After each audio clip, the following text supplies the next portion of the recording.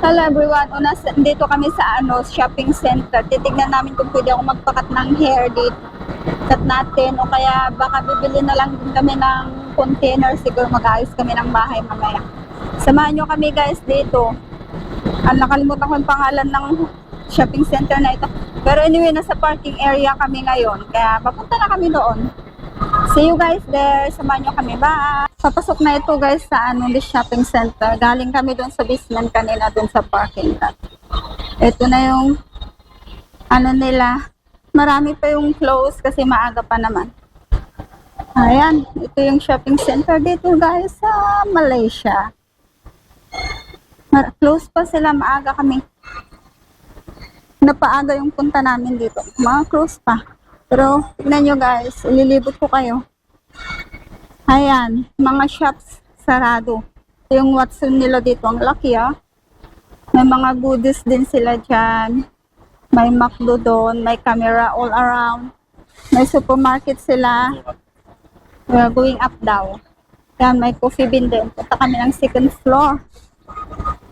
Ito guys.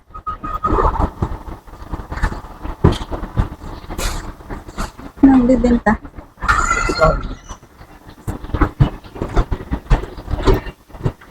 Ayan.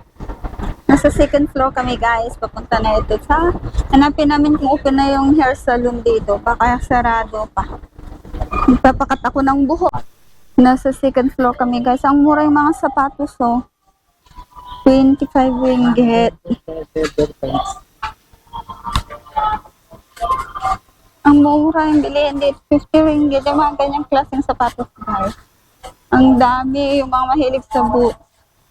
Ayan, ang dami dito, 9 ringgit. Mga short. Tsaka may 10 ringgit. 10 ringgit is like $3 sa Singapore. Oh, $3? Oh yeah, around $3 guys ito sa Singapore. Ito yung mga 2 something sa Singapore na Ayan. Nice shoes, guys. Ayun, ang dami.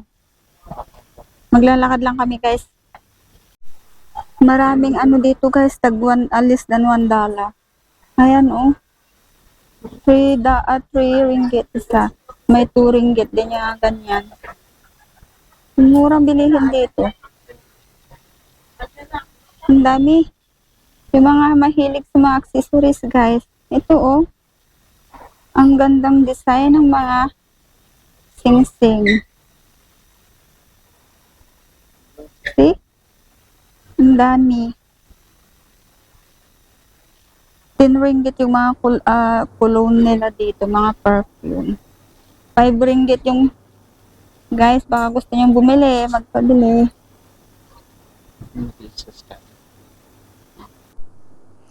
Ito na yung guys, yung nagpapagupit na ako. Actually, gupit-gupit lang naman. Parang patrim ko na lang.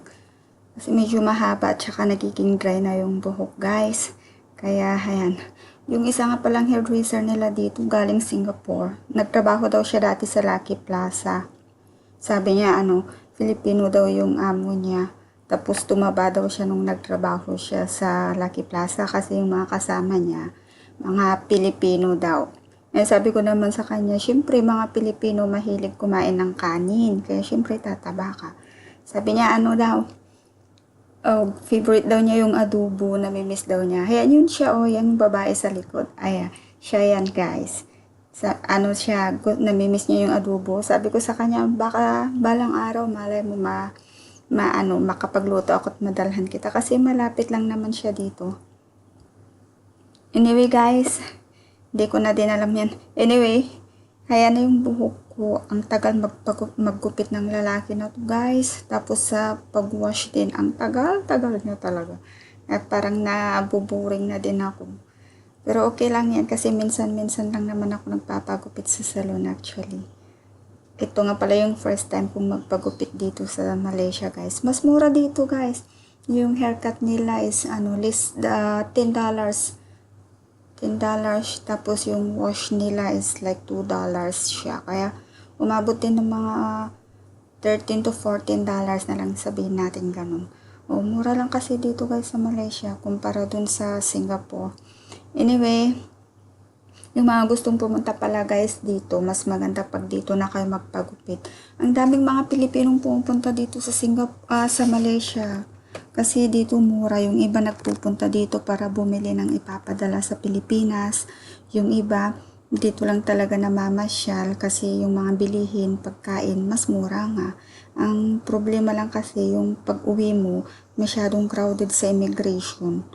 O, maghihintay ka doon ng mga 30 minutes to 1 hour para makasakay lang ng bus. Pabalik. Kung gusto niyo na, pwede naman kayo maglakad. Mga 15 to 30 minutes walk din yun. Basta depende yan sa paglalakad nyo guys. Yung buhok, yung haircut na dapat na kung saan napupunta ng topic. Anyway, nag-voice over ako dito kasi in-adjust ko yung speed ng video kasi masyadong matagal.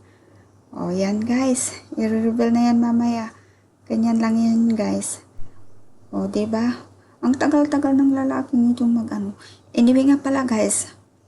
Alam niyo dun sa pagpasok natin dito sa Malaysia, diba? Galing ka Singapore, yung papasok ka dun sa machine, kasi machine na talaga dun sa immigration nila, diba? Mo na lang yung passport mo. Dati yun mali yata yung ginagamit nila aside sa English. May mali o yata yun ng Indian. Pero ngayon guys, Tagalog word, yung enter, mga ganun, yung Tagalog na yan. Kaya nakakatawa din. Kaya ibig sabihin, maraming Pilipinong pumupunta sa Malaysia, pumapasok every day or every weekend. Weekend talaga marami guys.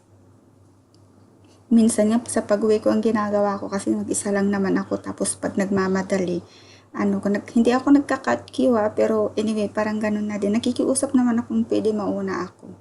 Hindi naman ako pumapasok agad dun sa pinakamalapit na dun sa bus. Kumbaga dun sa medyo malayo-layo naman. Pero pumapayag naman sila guys kasi mag-iisa naman ako. So, hindi naman masyadong troublesome sa kanila. Mostly kasi ang daming mga Singaporean pumapasok din sa Malaysia. Ganyan kasi pauwi na sila, diba? Especially Sunday. Tapos Monday may work na sila. Kaya maraming umuwi. Ayan, ang tagal talaga ng lalaki na to sa paggupit. Kaya nagtataka ako, parang trim lang naman. Pero ang tagal-tagal. Naanuhan yata ako dito ng 1 hour to almost 2 hours yan eh. Ang tagal. Pero okay lang yan. Yung kasama ko nabuburing na. Kaya yan, lumabas, tapos nagkaroon ng maraming customer. Kaya sa labas na talaga naghintay. Pinatrim ko na, nagdadry na yung buko. Sabi, ko daw ng treatment. Pag pinatreatment pa yan, mas lalong tatagal. But anyway guys, hanggang dito na lang ulit tong video na to. Matagal-tagal nga yung video ko ngayon almost 10 minutes siya. Pero okay lang. I hope hindi kayo magsasawa. I-reveal na din naman yan. Anyway, hindi naman masyadong yung ko. Hindi naman masyadong hindi ko lang paano saan. Anyway guys, ito na yan. Ko na lang. Simple lang naman yung gupit.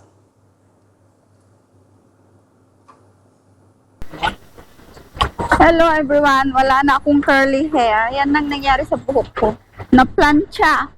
Tapos pinaano ko lang siya, pina-trim. Tapos ayan, na-plancha na. Bibili muna kami ng pagkain. Thank you guys sa pagsama sa akin. Thank you. Bye-bye.